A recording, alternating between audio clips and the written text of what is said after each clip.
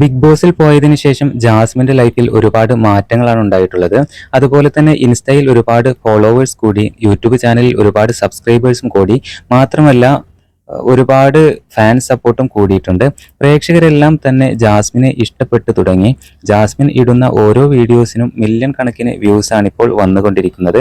പ്രേക്ഷകരുടെ എല്ലാം ഇഷ്ട മത്സരാർത്ഥിയാണിപ്പോൾ ജാസ്മിൻ ജാഫർ. ബിഗ് ബോസ് വിന്നറായ ജിൻഡോയേക്കാൾ കൂടുതൽ ചർച്ചാ വിഷയമായിരിക്കുന്നത് ജാസ്മിൻ തന്നെയാണ്.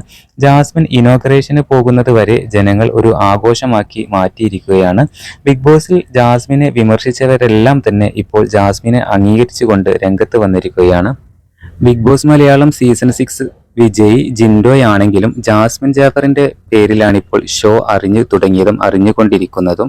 ബിഗ് ബോസ് മലയാളം സീസൺ 6 ഏറ്റവും കൂടുതൽ വിമർശനങ്ങൾ നേരിട്ടതും ജാസ്മിൻ ജാഫർ തന്നെയായിരുന്നു.